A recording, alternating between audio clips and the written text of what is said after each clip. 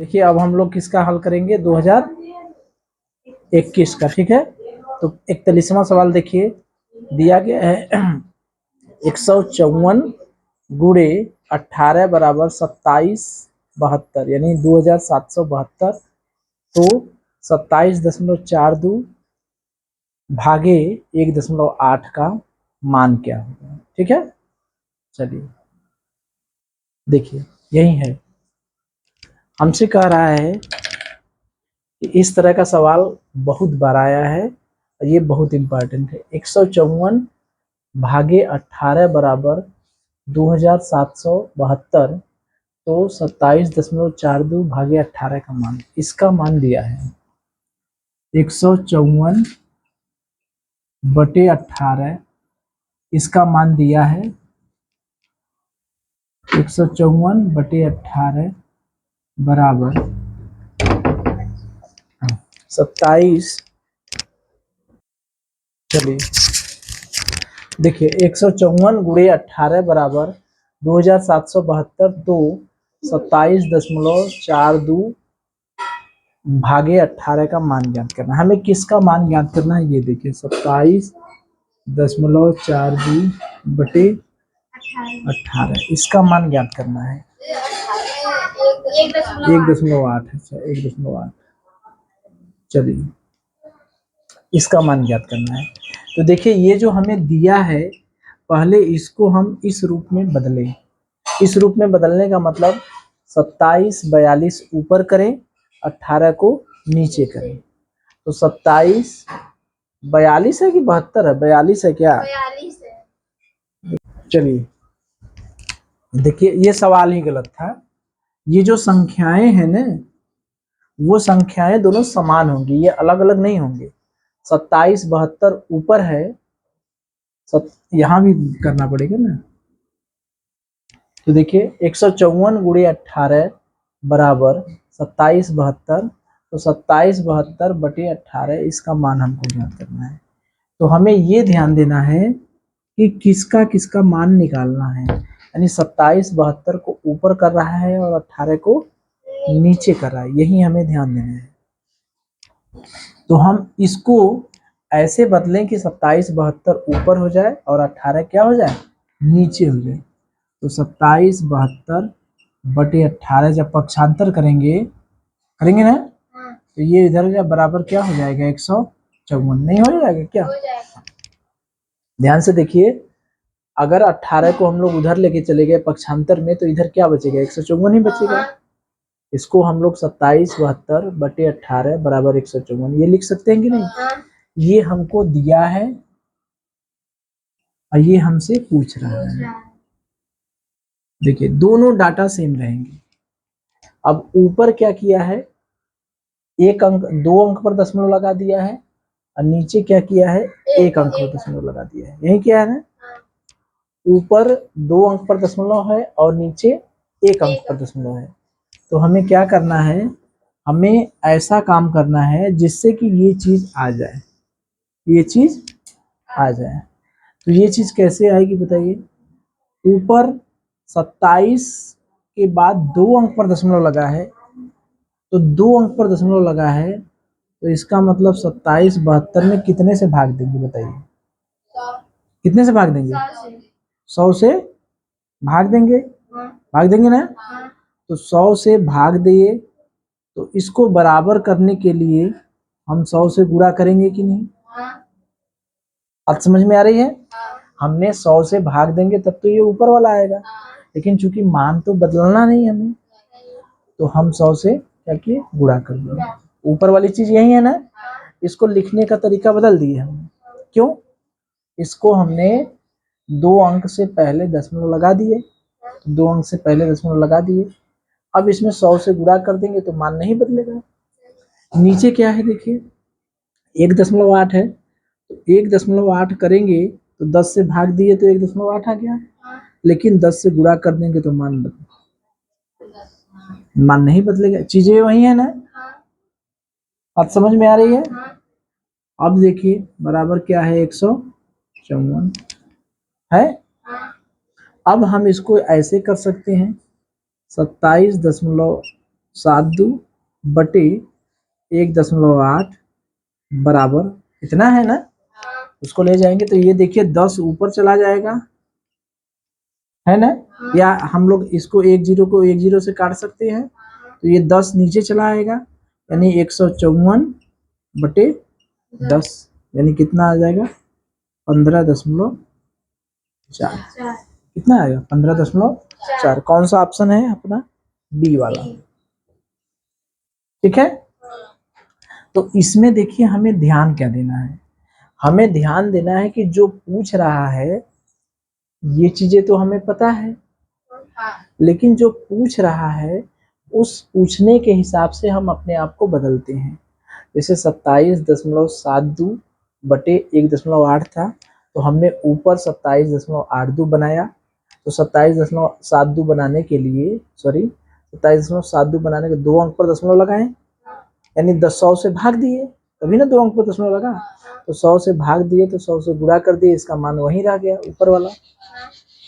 अब देखिए नीचे वाले में 1.8 बनाना है 18, 18 को 1.8 बनाने के लिए कितने से भाग देंगे, 10 से भाग देंगे, तभी ना दशमलव एक अंक आगे खसक जाएगा, एक अंक पीछे खसक जाएगा, तो 10 से भाग दिए, लेकिन मान तो बदलना नहीं है, तो 10 से गुणा कर दिए, तो ये 27.72/18 हो गया। अब इसको देखिए ऊपर 100 से गुणा किए, नीचे 10 से गुणा किए, तो ये क्या हो गया 10 हो गया, उधर जाएगा पक्षांतर तो 15.4 आ गया। यही चीज हमसे पूछ सकता था, इसी सवाल को बदल देता, इसी सवाल को बदल के अगर हमको ऐसे पूछ देता, इसका मान पूछता तब 27.72/18 पूछता तब, तो यहाँ पर कुछ गुणा करना पड़ता नहीं, यहाँ पर तो कोई मान में परिवर्तन, नीचे 18 है, नीचे 18 हमारा ये है, केवल ऊपर बदलना पड़ता, तो ये 100 रहता, यहाँ पर भाग देते 100 से, तो अपना उत्तर क्या आ जाता 1.5 आ जाता। अगर यही चीज अगर हमारा, अब देखिए अगर यही चीज 0.08 ये लिखा होता और यहाँ पर जो है ये लिखा होता, मान लीजिए इसका मान पूछता, तब क्या करते, वही चीज करते, वही काम हमेशा करना है, हमको देखना है कि जो हमसे पूछ रहा है वो मेरा चीज कैसे आएगा। हमसे क्या है 277.2 लाना है, कैसे आएगा 277.2, एक अंक पर दशमलव लगना है, लगा है, इसका मतलब कितने से भाग दिए हैं, कितने से भाग दिए 10 से, तो 10 से गुणा कर देंगे तब ना मान बराबर होगा। अब नीचे देखिए क्या है 0.018, यानी कितने से भाग दिए हैं 1000 से, 1000 से गुणा कर देंगे तब ना मान बराबर होगा, ये ना होगा बराबर 154। अब देखिए 10 से 10 कट गया, यानी 277/0.18 बराबर 154। देखिए नीचे है, गुणा हो जाएगा, 100 नीचे है, गुणा हो जाएगा, गुणे 100, यानी कितना आ गया 154/20। अब ये उत्तर आ जाता। इस तरह से इसके मान अदल बदल करके बहुत सा प्रश्न बन जाएगा। आज समझ में आ रही है, इसको भी बदल सकता है, इसको भी बदल देता, मान यही पूछता, ठीक है, मान यही पूछता। मान लीजिए हमको दिया होता ऐसे, यहाँ पर दिया होता 1.8, तो हम इसको 27.72, यहाँ पर 1.8, इसको ऐसे बनाते ना। देखिए अगर 154 गुणे 1.8 बराबर 27.72 होता, तो 27.72/1.8 बराबर 154 होता, लेकिन हमसे मान पूछ रहा है किसका, इसका मान पूछ रहा है, तो इसको हम बनाएंगे ना 27.72 को 277.2 बनाने के लिए क्या करना होगा मुझे बताइए। इसको ये बनाना है, इसको ये बनाना है ना, क्योंकि पूछ तो हमसे ये रहा है, तो ये बनाने के लिए क्या करेंगे, इसको 10 से गुणा किए। अब तो अब हम 10 से भाग देंगे ना, इसका मतलब इतने गुणे 1/10। देखिए वही चीजें बदल गई अब, यहाँ पर हमने गुणा करके तो ला दिया, लेकिन चूंकि मान न बदले इसलिए 10 से भाग दिए। नीचे क्या लाना है देखिए, 0.018, ये कैसे आएगा? यहाँ एक अंक पर दशमलव है, हमें लाना है 1 2 3 अंक पर दशमलव, यानी कितने से गुणा भाग दिए हैं? 1/1000 से। नहीं, देखिए गड़बड़ हो गया। यहाँ कितने अंक पर दशमलव है? एक अंक पर। यहाँ कितने अंक पर दशमलव है? 1 2 3, तो कितने से भाग देंगे हमको? 10। यहाँ एक अंक तो ऑलरेडी है, तो हमें 2 अंक पीछे जा रहा है ना। एक अंक तो ऑलरेडी था, एक अंक तो यहाँ है, ये है हमारा कि यहाँ से खसक के यहाँ आ रहा है, तो कितने अंक पीछे गया? 2 अंक पीछे गया ना। कहीं कंफ्यूज कर रहे हैं? एक अंक पर तो ऑलरेडी है, हमको इसको क्या बनाना है ये बताइए। 0.01 पहले तो यहाँ था ही, अब इसको यहाँ ये बनाना है, तो 1 2 अंक पीछे गया ना, तो कितने से भाग दिए हम? 100 से। तो गुणा कितने से करेंगे? ये तो भाग दिए हैं, तो ये गुणा। अब देखिए यहाँ पर भाग देना पड़ा, यहाँ पर गुणा करना पड़ा, बराबर क्या हुआ? 154। अब देखिए 277.2 बटे 0.018। अब देखिए ये 100 तो नीचे है, उसके साथ क्या आ जाएगा? 1000 आ जाएगा ना, 10 गुणा हो जाएगा, 1000 हो जाएगा, बराबर 154। 277.2 बटे 0.018 बराबर 154 पर कितने जीरो? 1 2 3। तो कंफ्यूजिंग है कि नहीं? कंफ्यूजिंग है ना? इस पे कई प्रश्न बना देगा। अब बच्चे उलझ भी सकते हैं, लेकिन सबका मतलब यही है कि इसको बराबर करने के लिए कितने से गुणा किए हैं, तो गुणा करके बनाए रहेंगे तो उतने से भाग दे देंगे, बराबर हो जाएगा। अगर इसमें भाग दे रहे हैं तो उतने से गुणा कर देंगे। इस तरह का प्रश्न कर लेंगे ना, कई बार ये देखने को मिलेगा। बस वही दशमलव का आगे पीछे है, कितने से गुणा करेंगे, कितने से भाग करेंगे। ठीक है, चलिए देखिए, एक समकोण त्रिभुज की 2 लंबवत भुजाएं 5 सेमी और 12 सेमी है। समकोण त्रिभुज की 2 लंबवत भुजाएं 5 सेमी और 12 सेमी है। इस त्रिभुज का परिमाप ज्ञात कीजिए। यानी हमको एक समकोण त्रिभुज है, उसकी 2 लंबवत भुजाएं दी गई हैं। देखिए एक समकोण त्रिभुज है, इसकी 2 लंबवत भुजाएं दी गई हैं। एक लंबवत भुजा है 12 सेमी, एक लंबवत भुजाएं 5 सेमी। तो हमसे इसका परिमाप पूछ रहा है। ठीक है, तो याद करिए, हमने समकोण त्रिभुज में एक पाइथागोरस प्रमेय होता है।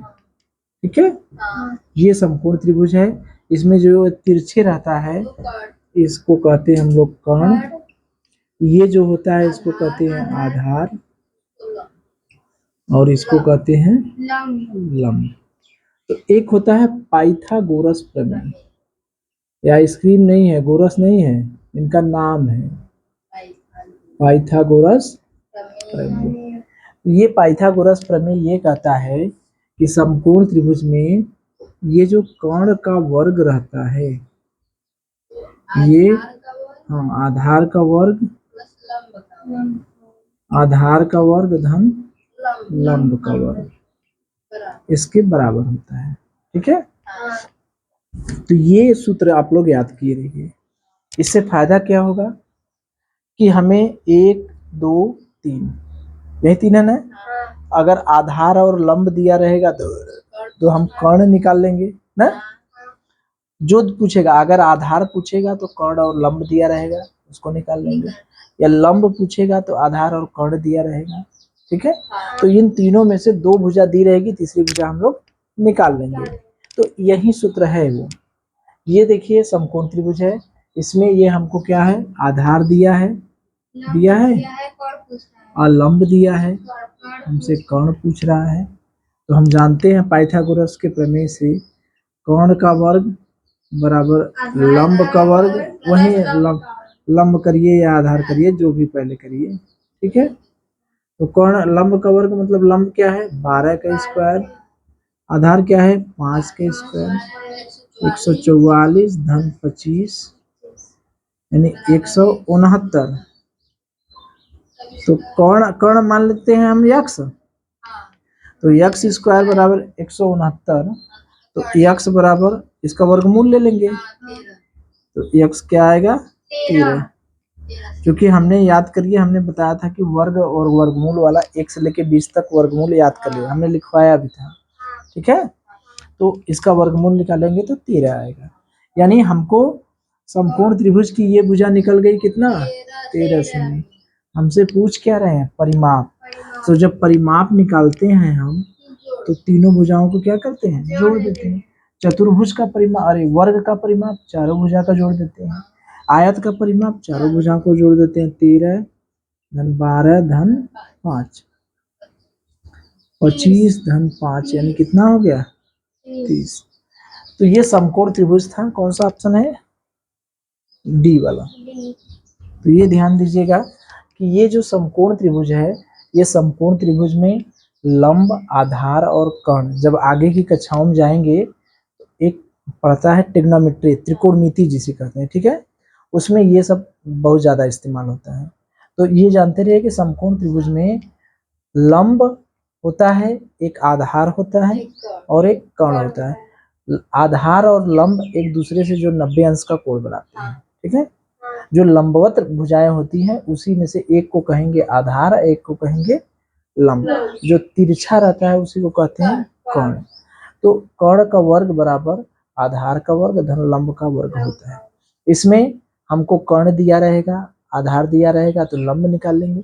इन तीनों भुजाओं में से दो भुजा दी रहेगी, एक भुजा हम निकालेंगे, इसी सूत्र का प्रयोग कर रहे। तो इसमें लंब दिया था, आधार दिया था, तो हमने क्या किया कर्ण निकाल लिया, परिमाप निकल गया अपने आप, ठीक है। चलिए चलिए देखिए 43 है, x बटे 25 बराबर 196 बटे x, तो x का मान ज्ञात कीजिए, यही है ना। ये भी बहुत बढ़िया प्रश्न है, इसको कहीं ना कहीं हम लोग इस्तेमाल किए हैं। ये एक तरह से सवाल कम है, पक्षांतर ज्यादा है। इसका इस्तेमाल हम लोग अपना जब सवाल हल करते हैं तो उसमें बहुत किए होंगे, नहीं किए हैं क्या, इस तरह के सवाल आए हैं ना। तो इसमें x को एक साइड में लेते जाते हैं, एक्स स्क्वायर बराबर 25 गुणे 196। अब देखिए ये भी वर्ग है, ये भी वर्ग है, गुणा करने की जरूरत नहीं है। अब ऐसा नहीं कि कुछ लोग गुणा करने लगे इसमें, तो x बराबर क्या करेंगे करड़ी में 25 गुणे 196। देखिए दोनों वर्ग हैं, तो ये 5 का वर्ग है तो 5 बाहर निकल जाएगा, ये 14 का वर्ग है 14 निकल जाएगा, 14 25 क्या है 70। देखिए तो हम लोगों का वर्ग याद करना 1 से 20 तक काम दिया ना, 14 14 हम 196 होता है, 15 15 हम 225 होता है ना, और 16 16 हम 256 होता है। तो इस तरह से हम लोग याद किए हैं। तो 5 का वर्ग 25 का वर्गमूल क्या हो गया 5, और 196 का क्या होगा 14, 14 25 70। कौन सा ऑप्शन है बी वाला। तो कितना आसान सवाल था, ठीक है। चलिए ब्याज का प्रश्न है, देखिए यह साधारण ब्याज का प्रश्न है कि एक धनराशि 16 वर्ष में साधारण ब्याज से दुगनी हो जाती है, ठीक है। 16 वर्ष में साधारण ब्याज से क्या हो जाती है दुगनी हो जाती है, हमें वार्षिक दर ज्ञात कीजिए, ठीक है। तो याद करिए कि जब हम लोग साधारण ब्याज का प्रश्न हल कर रहे थे तो उसमें भी हमारे पास एक ही सूत्र था, याद है, साधारण ब्याज बराबर मूलधन गुणे दर गुणे समय बटा 100। मूलधन गुणे दर गुणे समय बटे 100। एक सूत्र और था क्या, ब्याज निकालना था तो मिश्र धन में से मूलधन क्या करते थे, यही दो सूत्र था, इससे ज्यादा तो था नहीं। अब देखिए, अब हम लोग अपना सवाल देखें। एक धनराशि, कोई धनराशि है जो कोई धनराशि है जो 16 वर्ष में क्या करती है दुगनी हो जाती दुगनी है। हो जाती है। ये तो सवालिया हम लोग किए हैं ना। तो प्रतिशत दर बताइए, ये ना पूछ रहा है। हाँ। तो प्रतिशत वार्षिक दर बताइए। तो याद करिए, हम लोग किए नहीं है। जब भी इस सवाल में दर पूछेगा तो इसका मतलब सारी चीजें दिया रहेगा। हाँ। क्या क्या दिया रहेगा? समय दिया रहेगा, मूलधन दिया रहेगा, ब्याज ब्याज दिया रहेगा। इस तरह का हम लोग बहुत सा सवाल किए हैं कि कहीं ना कहीं ब्याज डायरेक्ट दिया रहता है, कहीं इनडायरेक्ट, कहीं छिपा रहता है। ज्यादा छिपा रहेगा, मिश्र धन देगा, मूलधन देगा, घटा देंगे, बस इन्हें रहेगा। तो ये बताइए, कोई धनराशि को अगर हम लोग यक्स मान ले तो ये मिश्र धन 2x नहीं हो जाएगा? हो जाएगा। हो जाएगा ना। तो ब्याज जब घटाएंगे तो 2x में से x घटा देंगे तो क्या हो जाएगा? x। तो ये बताइए, जब दर पता है तो हमें ब्याज पता चल गया कि नहीं? हाँ। ब्याज कितना हो गया? x। यस। मूलधन कितना हो गया? मूलधन कितना है? मूलधन कितना है? ये ही धनराशि है ना, दुगनी हो रही है, तो मूलधन कितना है? ये 2x मूलधन है कि मिश्र धन है? हमें क्या यहाँ रखना है? मूलधन। तो ब्याज तो हमारा निकल गया, ब्याज मिश्र धन में से मूलधन घटा दिए, x हो गया। अब जो है मूलधन कितना है? मूलधन x है। दर निकालना ही है, इन्हें निकालना है। समय कितना है? 16 बटे 100 इन्हें है, कट गया, इन्हें हुआ। तो दर कितना हो गया? पक्षांतर कर देंगे इधर, तो 100 बटे 16 बराबर दर। तो 16 छक्का 96, 4 बटे 16, यही हुआ ना। 16 छक्का 96, 100 में 16 का भाग देंगे तो 16 छक्का 96 ना, 4 बटे 16 यानी काट देंगे तो 2 बटे 8, 4 एकम 4, 4 चौका 16, ये ना हुआ। 6 सही 1/4 प्रतिशत वार्षिक। है कोई ऑप्शन? कौन सा ऑप्शन है? डी। ठीक है। तो देखिए क्या था, हमें कोई धनराशि थी, वो 16 वर्ष में दुगनी हो जा रही थी। हम लोग इस तरह का सवाल बहुत किए हैं कि धनराशि दुगनी हो जा रही है, तो धनराशि को हम लोग यक्स मान लिए, तो वो हो गया मूलधन। और दुगनी हो जा रही है यानी क्या हो जा रहा है? मिश्र धन। तो मूलधन पता है, मिश्र धन पता है, तो हम लोग ब्याज मान लिए कितना? मिश्र धन में से मूलधन घटा देंगे, x हो जाएगा, यही है ना। तो हमें क्या बताया? दर निकालना है। दर निकालना है तो मूलधन पता रहेगा, ब्याज पता रहेगा, समय पता रहेगा।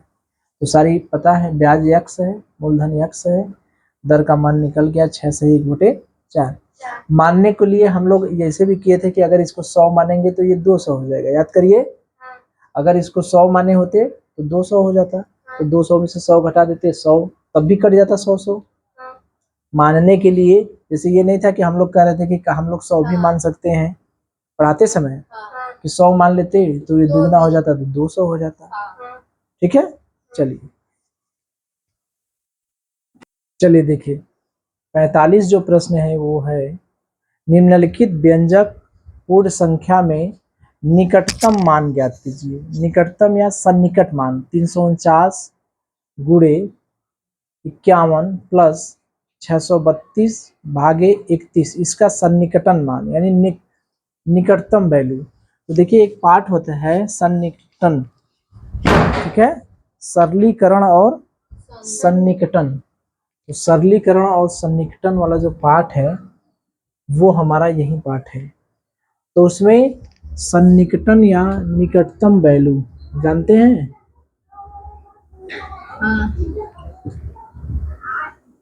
निकटतम मान उसमें ये होता है कि अगर दशमलव के बाद, अगर ये दशमलव है 5 से अधिक है तो +1 जोड़ देंगे,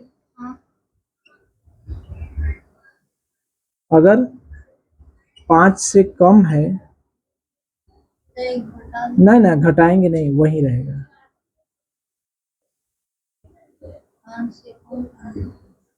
जैसे 2.3, इसका सन्निकटन वैल्यू होगा 2, क्या होगा 2। 2.6 का सन्निकटन वैल्यू क्या होगा 3, इसमें एक जोड़ देंगे, ठीक है। तो अब इसका मान देखें, तो 349 में 51 का गुणा करिए पहले। तो 349 में 51 का गुणा करेंगे 17799, गुणा कर लीजिएगा, ठीक है। गुणा करेंगे यही आएगा। अब इसमें 632 में 31 का भाग दीजिए, 632 भागे 31 दूना 62, 1 2 आया, दशमलव लगा के फिर 0 बढ़ा देंगे तो 3 तिरिक के 9, 3 चौका 12, लगभग में 3 से थोड़ा सा ज़्यादा होगा, तो 2.3 के आसपास आएगा, यही ना हुआ, यानी 2.3, यानी जोड़ेंगे तो कितना हो जाएगा 9 2 11, 9 1 10 और 8.3, ये ना है। अब इसका निकटतम मान, तो ये देखिए दशमलव के बाद संख्या 5 से कम है कि ज्यादा, कम है, तो इसका मान बदलेगा नहीं बदलेगा, यानी निकटतम मान जो होगा वो कितना होगा 17801, यही होगा ना। अगर यहाँ पर 6 होता तो यहाँ पर क्या हो जाता 2, बात समझ में आ रही है। अगर 17801.6 होता तो इसका मान क्या हो जाता 17802, लेकिन चूंकि 6 तो है नहीं, 3 है, तो अभी हम देखें कि 5 से कम रहेगा तो वही रहेगा, नहीं बदलेगा। अब 5 से ज्यादा हो जाएगा तो एक जोड़ देंगे, तो कौन सा ऑप्शन है सी वाला ऑप्शन, ठीक है। चलिए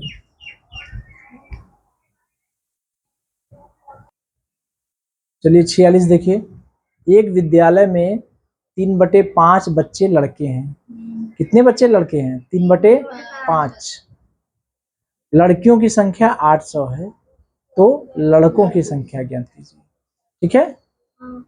बात समझ में आ रही है कुछ, ये भिन्न का प्रश्न है, इसका प्रश्न है भिन्न का। इसमें देखिए क्या कह रहा है, हमसे ये कह रहा है कि एक विद्यालय है, विद्यालय में 3/5 बच्चे क्या हैं लड़के हैं, लड़कियां कितना है 800 लड़कियां हैं, तो हमसे पूछ का रहा है लड़कों की संख्या।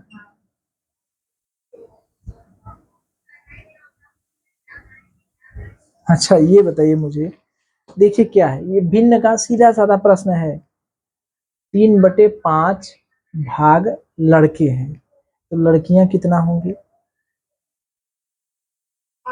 अगर कोई विद्यालय है, विद्यालय में 3/5 भाग लड़के हैं, 3/5 बच्चे लड़के हैं, तो लड़कियां कितना होंगी, एक में से 3/5 घटा देंगे तो उतना ना लड़कियां होंगी।